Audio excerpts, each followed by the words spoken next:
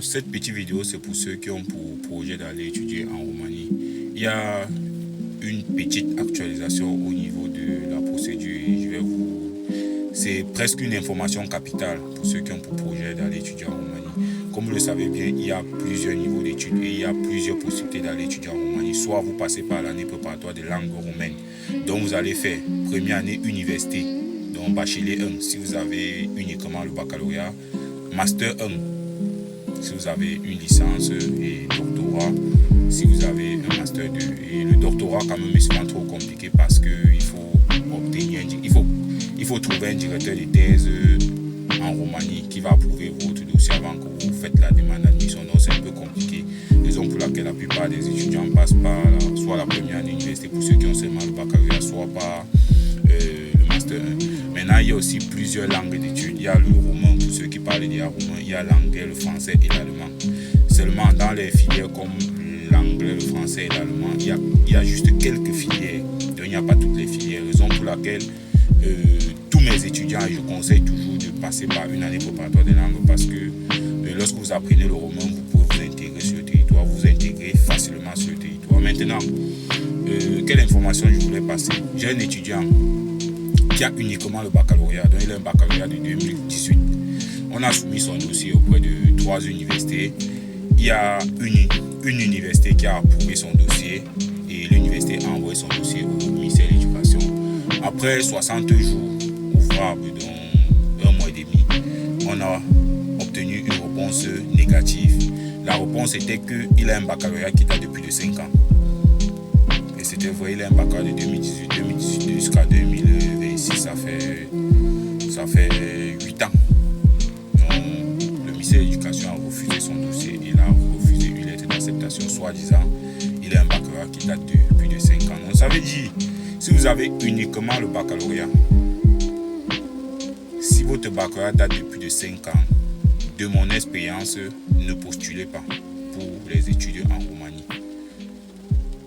Ce n'est qu'au niveau de la première année que j'ai cette expérience. Donc, au niveau de la licence, je n'ai pas encore eu une expérience de ce cas. Donc, ça veut dire que si vous avez une licence qui date de plus de 5 ans, 6 ans, 7 ans, c'est possible de postuler pour les études en Roumanie. Aussi, l'âge, il n'y a pas l'âge limite pour faire les études en master 1 ou en doctorat.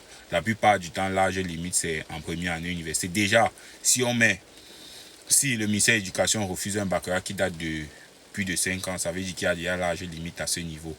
Donc ça, c'est la première information que je voulais passer par rapport aux études pour la Roumanie. La deuxième information, c'est que avant, lorsqu'on faisait la demande d'admission, les universités acceptaient les dossiers avec uniquement l'attestation de réussite.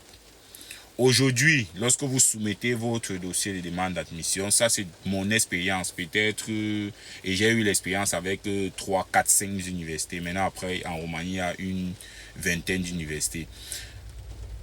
Lorsque vous voulez consulter votre dossier de demande d'admission, si vous avez l'attestation de réussite, vous n'avez pas le diplôme, prenez ce qu'on appelle l'attestation de non-délivrance de diplôme. Pour ceux qui ont les licences, vous allez juste aller dans votre université, vous avez fait le cycle universitaire et vous allez avoir l'attestation de non-délivrance de diplôme. Pour ceux qui ont que le baccalauréat, vous allez à l'office du baccalauréat ou bien en fonction de votre pays de résidence pour avoir l'attestation de non-délivrance de diplôme. Ça, c'est mon expérience. La plupart des écoles où j'ai soumis le dossier de mes étudiants, les écoles ont demandé un document qui prouve que vous n'avez pas encore de diplôme, donc l'attestation de non-délivrance de diplôme.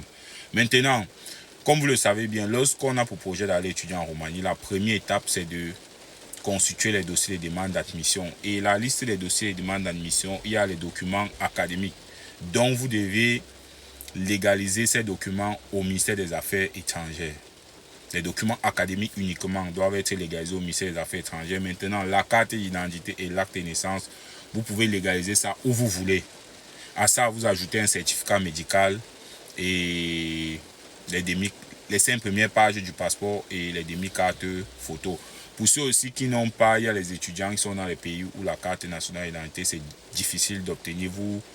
Vous pouvez avoir soit l'attestation de résidence ou alors un certificat de nationalité. Donc il prouve que vous résidez dans tel endroit. Eux, ils demandent souvent un document qui prouve. Pour ceux qui vivent hors de leur pays leur nationalité, peuvent déposer avec leur titre de séjour. Donc ça sont les informations que je voulais passer par rapport aux études pour la Roumanie. Pour ceux qui sont intéressés, c'est encore possible de faire les demandes d'admission, c'est encore possible de constituer vos dossiers et de postuler, parce que la rentrée en Roumanie pour 95% des écoles, c'est en octobre. C'est maintenant qu'on soumet les dossiers. Il y a les universités à éviter lorsque vous n'avez pas les bonnes moyennes, comme l'université polytechnique de Bucarest, où on exige parfois 13 et 14 de moyenne. Il y a l'université de Bucarest, où ils ont même mis dans les conditions d'admissibilité la moyenne qu'ils ont besoin. Il y a l'université technique de Timișoara. C'est aussi une école qui est compliquée pour donner les demandes d'admission. Je ne dis pas que c'est impossible, mais ce sont les écoles qui donnent les admissions difficilement, surtout aux Camerounais. Il y a l'université de Pitești qui refuse aussi beaucoup les Camerounais. Beaucoup. Maintenant, l'année passée aussi, j'ai eu une mauvaise expérience avec l'université Gaz de Ploiești. C'est une université, j'ai soumis plusieurs dossiers là-bas et c'était les Camerounais. Heureusement, lorsque je prends les dossiers d'étudiants, je conseille toujours qu'on poursuit dans 2, 3, 4 écoles pour maximiser les chances d'obtenir une admission. Sinon, et les frais d'inscription là-bas, c'était 150 €. J'ai postulé pour plusieurs étudiants là-bas et en 24 heures, ils avaient éjecté les dossiers.